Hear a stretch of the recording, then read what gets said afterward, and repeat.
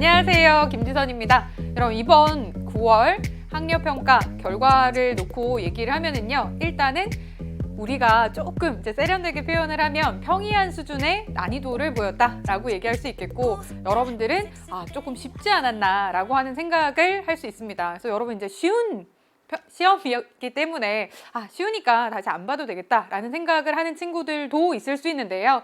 이번 시험을 통해서 여러분 선생님이 여러분한테 부탁하고 싶은 거는 딱 이겁니다. Back to the basic이라고 하는 뜻인데요. 여러분 기본으로 돌아가야 된다라고 하는 것을 또 한편으로는 여실하게 보여준 우리 시험이었다라고 생각을 합니다. 왜 그렇게 생각하는지 간단하게 설명을 드리겠는데요. 자, 지금 여러분들 이제 일단 우리가 등급 컷부터 한번 보시면은요. 원점수를 기준으로 했을 때 1등급이 47점, 그 다음에 2등급이 43점으로 나와 있기 때문에 우리가 이제 평가원에서 의도하는, 보통 평가원이 선호한다라고 얘기를 하는 1등급 컷은 43에서 좀 어렵게 나오면 이제 43에서 44, 45 이 정도까지 나오는데 그게 이제 상당히 올라갔기 때문에 실제로 여러분들이 생각하기에도 그렇고 이제 객관적으로 다른 시험들과 비교해 봤을 때에는 평이하게 쉽게 출제되었다라고 하는 겁니다. 근데 그 이유가 어디에 있는지 생각을 해보시면은요. 자, 우리가 이제 난이도 굳이 따지면 중하 정도라고 얘기를 할 수 있는데 그 이유는 일단 여러분 첫 번째는 뭐냐? 여러분 우리의 범위 때문인데요.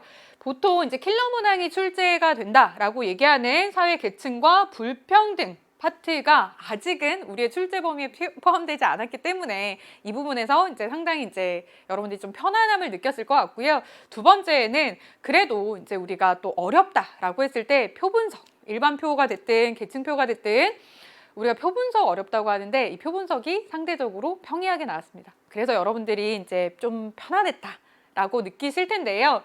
단원별 출제 비중을 보시면 지금 우리가 시험 범위가 이렇게 1, 2, 3단원이기 때문에 이렇게 이제 고르게 분포가 되어 있고 그 중에서 문제가 어디가 집중적으로 출제되었느냐라고 하는 것을 보면 1단원 중에서는 사회문화 현상의 탐구 방법이다라고 해서 우리가 연구 방법 그리고 자료 수집 방법과 관련된 문제가 이렇게 4문항이 출제가 되었고요. 그 다음 또 이제 많은 비중을 보이는 것이 사회 집단과 조직 3문항이 출제가 되었고 그 다음 이제 문화의 이해 3문항이 출제가 되어서 비중이 굉장히 높은 것을 아실 수가 있는데 전체적으로 이제 분포를 보시면 기존에 이제 출제될 부분들에서는 다 출제가 되었다. 우리가 예상할 수 있는 파트에서 예상할 수 있는 문제가 출제가 되었다라고 하는 것인데 이렇게 비중이 많은 이유는 이 부분이 상대적으로 한 문제가 출제된 부분에 비해서 원래 비중이 높기도 하지만 우리가 여기에서 이제 빠졌기 때문에 이 부분에서 상대적으로 많아져서 우리가 이제 사회문화 현상의 탐구 방법 같은 경우는 이제 한 문제 정도, 2문제 정도 이제 생략이 되고 여기에서 이제 나중에 이제 나누어지겠죠. 하지만 우리 일단은 이렇게 출제 비중이 나타났다. 그래서 이제 상대적인 문항의 비중을 통해서 이 부분이 조금 더 중요하긴 하구나라고 하는 것을 여러분이 알아보실 수 있을 것 같고요. 자, 우리가 쉬운 편이었다라고 얘기를 하지만 오답률을 한번 살펴보면서 선생님이랑 어떻게 우리가 또 이제 이 시험을 조금 더 자세하게 봐야 되는지 개략적으로 말씀드리겠습니다.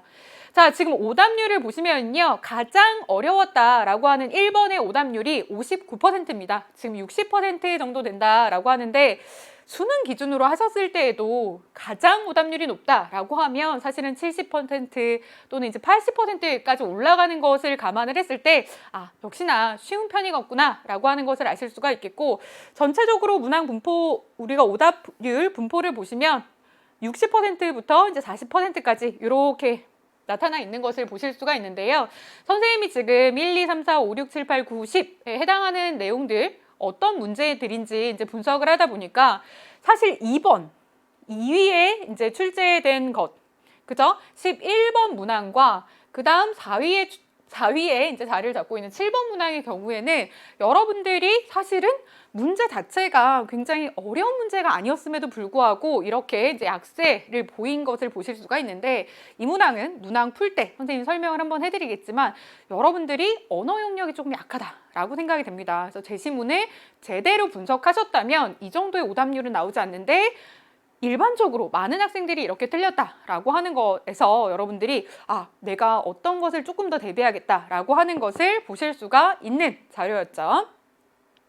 그래서 전반적으로는 우리가 기본 개념을 묻는 문항들이 주로 출제됐지만 특히 지금 방금 말씀드린 2위와 4위를 보셨을 때는 지문을 잘 해석하는 것, 이것도 나에게 굉장히 필요하다라고 생각을 하시면 되겠습니다. 그래서 자, 이런 우리가 분포도를 봤을 때에는 11월 학력평가도 있고, 또 우리가 앞으로 여러분이 고3 때 이거 선택을 한다면 또 나는 어떻게 공부해야 될지 고민을 많이 하실 텐데요. 일단 처음에 말씀드린 것처럼 기본 개념이 굉장히 중요하다.